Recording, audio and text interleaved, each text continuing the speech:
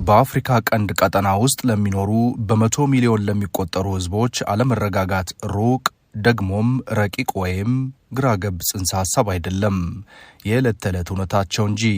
ከተፈጥሮ ድርቅም ጎርፍም ከሰዎች መስተጋብር ጦርነት የአስተዳደር ዘይቤ ጉስቁልና ነው የፖለቲካ ትድድር ብልሹነት የሚወልደው ውስጣዊ ቀውስ የምጣኔ ሀብት ድቀት ወይም ውድቀት መታወቂያው ሆኖ ቀጥሏል። በዚህም አያበቃም። ይልቁንም በወታደራዊ ኃይል የተደራጁ ፉክክሮች የሚታመሰው አካባቢ በውጪ ረጃጅም ጣልቃ ገብ የእጅ አዙር ግጭቶች መታመስ እጣው የሆነበት ስያሜያቸውን እንዲሁም ስነ መንግስታቸውን አንድም ፌዴራላዊ ዴሞክራቲክ ደግሞም ሪፐብሊክ እያሉ የሚያሞካሹ ግብራቸው ግን ለአድማጮች ሚዛን የሚተው ሀገራት መገኛ ክፍለ ዓለም አድርጎትም ዘልቋል። አፍሪቃ በሚባለው የአጽናፈ ዓለም ጥላ ስር የሚገኘው የአፍሪቃ ቀንድ አካባቢ ሰሞነኛ ሁኔታ የዛሬው ዝግጅታችን ትኩረት ነው። የአፍሪቃ ቀንድ ቁልፍ አሊያም ስልታዊ አቀማመጥ ላይ የሚገኝ ነው። ግን ስር በሰደደ አለመረጋጋት ይታወቃል። በዓለም ላይ እጅግ አስፈላጊ ከሆኑት የባህር መስመሮች ወይም ኮሪዶሮች ማለትም የቀይ ባህር ባቤል መንደብ ወሽመጥ ላይ መገኘቱ ቁልፍ ሲያስብለው፣ በፖለቲካ ያልተረጋጋና ግጭት ከሚፈጠርባቸው ክፍለ ዓለማት አንዱ መሆኑ ነው ያለመረጋጋት ምሳሌ ያደረገው። ኢትዮጵያና ደቡብ ሱዳን የትልልቅ ወንዞች ባለቤትና ከፍተኛ የዝናብ መጠን የሚያገኙ ሀገራት ቢሆኑም ደካማ የውሃ አያያዝ ያለባቸው እንዲሁም የአየር ንብረት ለተደጋጋሚ ድርቅ ያጋለጡ አካባቢ ነው። የአፍሪቃ ቀንድ ጠንካራ ብሔራዊ ስሜት ያላጣ ይሁን እንጂ በሌላ ጎኑ ሃይማኖትን፣ የጎሳ ማንነትን ያጎሉ ውስጣዊ ክፍፍሎችም የሚያየሉበት፣ በዚህም ምክንያት የማዕከላዊ መንግስታትን የአንድነት ጥረት ማዳከማቸውን የቀጠሉበት እውነት ያልተለየውም ነው። ከፍተኛ የወጣቶች ቁጥር ያለው ሆኖ ሳለም የሥራ አጥነት ምጣኔው ሽቅብ የወጣበት መሆኑ የሚካድ አልሆነም። ቀጠናው ተፈጥሯዊ የባህል አንድነት ያለው ሆኖ ሲያበቃ የፖለቲካ መከፋፈል የሚያምሰው ጭምር ሆኗል። የአካባቢው ህዝቦች በታሪክ በሃይማኖት በቋንቋና በንግድ መስመሮች የተሳሰሩ ቢሆኑም የፖለቲካ ስርዓታቸውና ትብብራቸው በእጅጉ የተከፋፈለና ልዩነት የጎላበት ነው። ስማቸውን ትተው ሙያዊ ትንታኔ የሚሰጡን አንድ የዓለም አቀፍ ግንኙነት ተንታኝም በዚህ ተቃርኖ ይስማማሉ። ከባድ የሆነ ማህበራዊ መቆላለፍ ያለበት፣ አንድ ህዝብ ከሁለት ከሶስት ተፋፍሎ ያለበት፣ አንዳንዴ መተማመናችን ለማዕከላዊ መንግስታት ሳይሆን ጎረቤት ሀገር ላለው ቢጤ ብሔር የመሆን አዝማሚያ የሚታይበት፣ ከፍተኛ የሆነ ድርቅና ተፈጥሯዊ የሆነም ያልሆነም ቸነፈር የሚታይበት አካባቢ ነው። በሪሶርስ የበለጠገ አይደለም። ነገር ግን ቦታው ጂኦፖለቲካል ሎኬሽኑ ለሌሎቹ ተቀናቃኝ ተወዳዳሪ አካላት አገራት ከፍተኛ ፍላጎት የሚያሳዩበት ቀጠና ነው። የአፍሪካ ቀንድ ቀጠና ጥቂት የማይባሉ የሰላም ስምምነቶችን አስተናግዷል። በሀገራት መካከልም ይሁን በሀገራት ውስጥ ባሉ ኃይላትና መንግስታት መካከል። ለዚህ ደግሞ ባለፈው ሳምንት አርብ ታህሳስ 12 ቀን 25 ዓመታት የሞላው የአልጀርስ ስምምነት ጉልህና ተጠቃሽ ነው። በኢትዮጵያና በኤርትራ መካከል የተካሄደውን የድንበር ጦርነት ለማስቆም በሁለቱ ሀገራት መንግስታት መካከል የተደረገው ይህ የሰላም ስምምነት ዛሬም የመንግስታትና የዓለም አቀፍ ተቋማት ትኩረት ያልተለየ ሆኗል። የመንግስታቱ ድርጅት ዋና ጸሐፊ አርብ ዕለት የስምምነቱ ፈራሚዎች ስምምነቱን እንደገና እንዲፈጽሙ አዲስ የተከሰቱ ውጥረቶች የአካባቢውን ሰላም ሊያዳክሙ እንደሚችሉ በማስጠንቀቅም ኤርትራና ኢትዮጵያ በአልጀርስ ስምምነት ውስጥ ለተካተቱ ዘላቂ ሰላም፣ ለሉዓላዊነትና ለግዛት አንድነት ክብር እንደገና ቁርጠኛ እንዲሆኑ መልካም የጎረቤት ግንኙነት ለመገንባት የሚደረጉ ጥረቶችን እንዲያጠናክሩ ማሳሰባቸው ላነሳነው አካባቢው ላልተላቀቀው ተቃርኖ ማሳያ ይሆናል። የሁለቱ ሀገራት የ2018 አይን ገላጭና ብዙ ተስፋ ፈንጥቆ የነበረው ፈንቅሎ የወጣ በጎ መቀራረብና ስምምነት፣ የሱዳንና የደቡብ ሱዳን የሰላም ስምምነት ጥረቶች፣ የሶማሊያን መንግስት ለመገንባት ሂደቶች ቢኖሩም እነዚህ ስምምነቶች ባለመተማመንና ተግባራዊ እርምጃ ጦት ምክንያቶች ዘላቂ መረጋጋትን ማዋለድ አልቻሉም።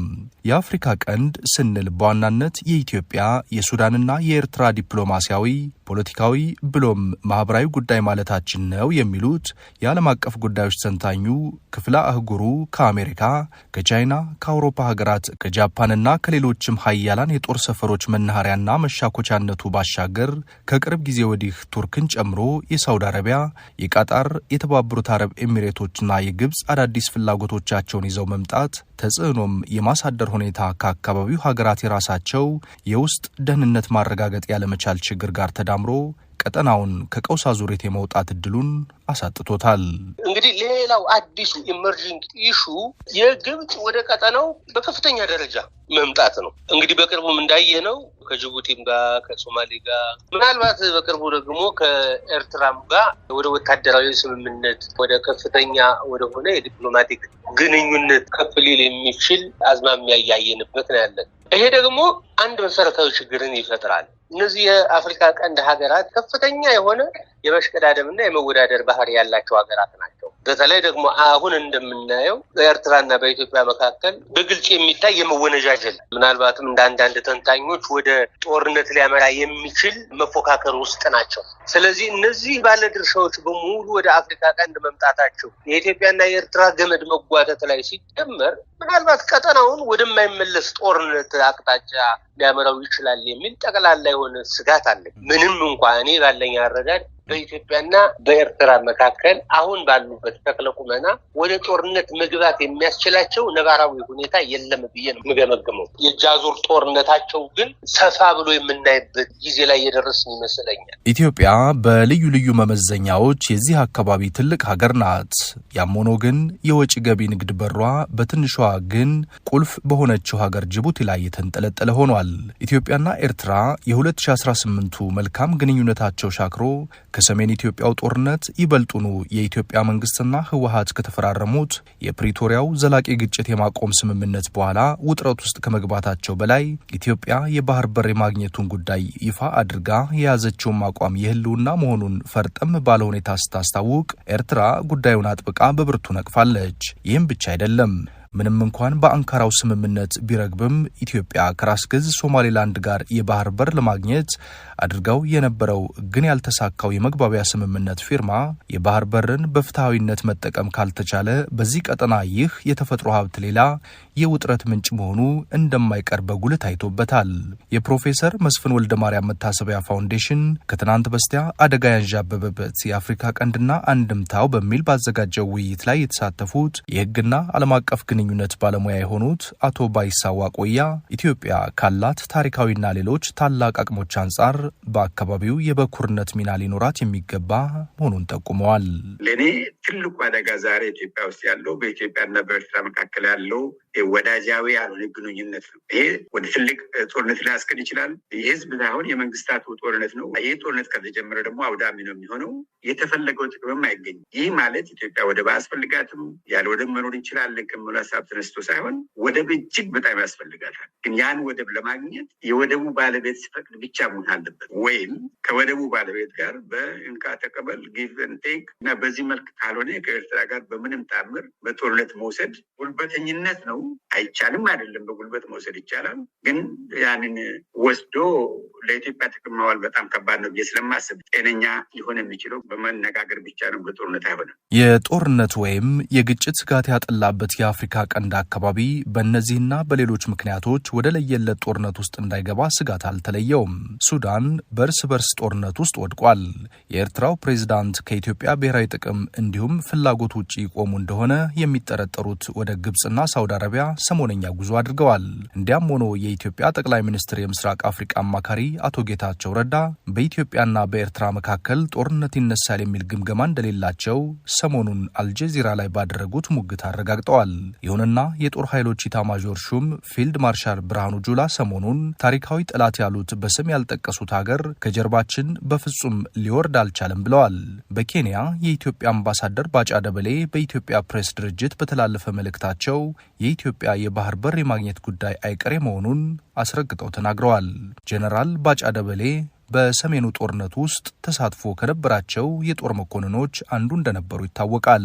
እንኳን አሰብ ቀጥተው እነሱም ህጋዊ በሆነ መንገድ አይደለም የሄዱት። ስለዚህ የሚያስቡ ከሆነ አሰብን ለጋራ ጥቅም ማዋል ነው። ለጋራ ጥቅም ካልዋልክ ደግሞ እሱ አይቀርም። በውጊያ እንሄድም፣ ሰላማዊ በሆነ መንገድ እንሄዳለን። የአፍሪካ ቀንድ ቀጠና ያለበት ስነ ምህዳራዊ ወይም ክፍለ ዓለማዊ ሁኔታ የምዕራቡ ዓለም የጸጥታ ፍላጎት ብቻ የሚጎላበት ሳይሆን የእስላማዊ አክራሪ ቡድኖች መፈልፈያ መሆኑ ትኩረትን ሳቢ አድርገዋል። የአካባቢው ሀገራት መንግስታት ነፍጥ ያነሱ ታጣቂዎችን በስንቅም በትጥቅም ከለላ ከመስጠትም በላይ የማገዝ ዝንባሌያቸው ግን ዛሬም የቀጠለ የቀንዱ ስጋት ሆኗል። የዓለም አቀፍ ጉዳዮች ተንታኝም ይህንን በዝርዝር እንዲህ ያስረዳሉ።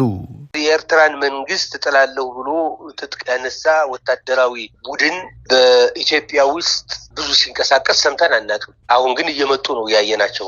አብዛኛዎቹ ደግሞ የኢትዮጵያ ትጥቅ ያነሱ ተቃዋሚዎች በኤርትራ ሆስት ይደረጉ እንደነበረ የምናውቀው ነው። እንግዲህ በአማራ ክልል በኦሮሚያ ያለውን የጠመንጃ የመሰናዘር ሁኔታ ታሳቢ ብናደርግ ምናልባት ከትግራይ ጋር ያለውም ከሀዲድ ወጥቶ ወደ ግጭት የሚያመራ ከሆነ በአንድ ወይንም በሌላ መልኩ የኤርትራ እጅ ሊኖርበት እንደሚችል መገመት ሞኝ ያሰኝ። በተመሳሳይ ግን የኢትዮጵያ መንግስትም ዝም ብሎ እያየ አይደለም። የኤርትራ ተቃዋሚ ቡድኖችን ከለላ ሰጥቶ በኢትዮጵያ ውስጥ ብርጌድን አህመዶን የመሰለ የቀይ ባህር አፋሮች ድርጅት የሚባለውን የመሰለ እነዚህን ሆስት አድርገው እየተንቀሳቀሱ ነው ያሉት። ምናልባት በጣም ተጠናክሮ ይቀጥላል ብዬ የማስበው ይሄ የፕሮክሲ ወርፌሩ ነው። እኒህ ባለሙያ እንደሚሉት የምዕራቡ ዓለም ሀገራት ለቀጠናው ሀገራት የውስጥ ግጭቶች ብዙም ትኩረት ሰጥተው የሚያዩት ላይሆን ይችላል።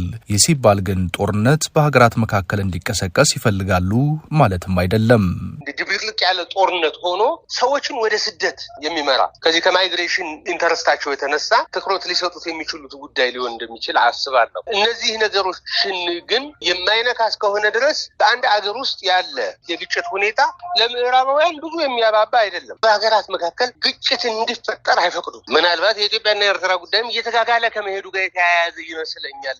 ሩቢዮ ስልክ መደወልም የአፍሪኮም ሹምም መጥተው ኢትዮጵያ ውስጥ መነጋገራቸው። የፕሮፌሰር መስፍን ወልደ ማርያም መታሰቢያ ፋውንዴሽን ቅዳሜ ዕለት አደጋ ያንዣበበበት የአፍሪካ ቀንድና አንድምታው በሚል ባዘጋጀው ውይይት ላይ የተሳተፉት ሌላኛው ባለሙያ አቶ ዩሱፍ ያሲን የአፍሪካ ቀንድን በተለያዩ ምክንያቶች የመገንጠልና ነጻ መንግስት የመመስረት ፍላጎትና ትግል ያስተናገደ ሲሉ ይገልጹታል። ባለፉት 3 አስርት ዓመታት ውስጥ ብቻ ኤርትራና ደቡብ ሱዳን ነጻ መንግስታት መመስረታቸውን ያስታውሱት አቶ ዩሱፍ በሌሎች የአፍሪካ አካባቢዎች ባልታየ ሁኔታና ባልተለመደ መልኩ በአፍሪካ ቀንድ አሁንም አዳዲስ መንግስታት ለመመስረት የሚታዩ ጅማሮች አሉ በማለት ደቡብ ሱዳን እጣፋንታው አስፈሪ መሆኑን፣ ሶማሊያ አንድ ሁነኛ ማዕከላዊ መንግስት የመመስረት ጥረት አልሳካ እንዳለውና ሀገሪቱ ገና ወደ 4 እና 5 ፍንካች አናሳ መንግስታት የመመስረት ጉዞ እንደተያያዘች፣ ጁባላንድ፣ ፑንትላንድ፣ ሶማሌላንድ ይህንን ዱካ እየተከተሉ መሆናቸውንም በአስረጅነት ጠቅሰዋል።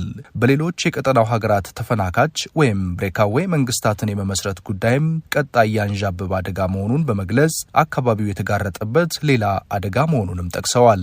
አዲስ የተፈጠሩት መንግስታት ከነባሩ መንግስት ጋር ያላቸው ኖርማል ግንኙነት መፍጠር መቻል፣ እነሱም ቢሆኑ አንድም በሌላ እርስ በርሳቸው ሊስማሙበት የሚችሉ የመተባበር ሂደት ካልፈጠሩ ከዚህ አደጋ አንወጣም ነው ባጭሩ። አትሊስት ኖርማል የሆነ ግንኙነት መፍጠር እስከቻሉ ድረስ እዚህ አካባቢ ሰላምና ኮኦፕሬሽንና የተባለው ብልጽግና ሊመጣ ይችላል። የማያቋርጥ የመንግስታት ፉክክር ያልተለየው የአፍሪካ ቀንድ ኢጋድ የተባለ ክፍለ አህጉራዊ የልማት ድርጅት አለው።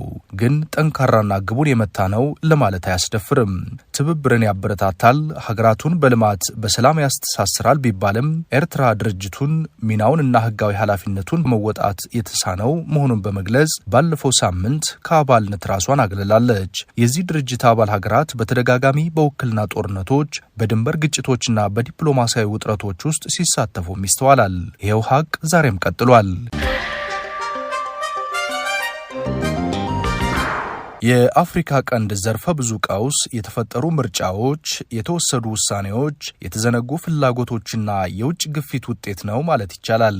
መልካም አስተዳደር፣ ተጠያቂነት፣ ክልላዊ ትብብርና ውህደት፣ የውክልና ግጭት ብሎም ፖለቲካ እስኪቀር ድረስ ግን በትብብርና በሰጥቶ መቀበል ለመፍታት በቁርጠኝነት መንቀሳቀስ ለሁሉም የሚበጅ ይመስላል።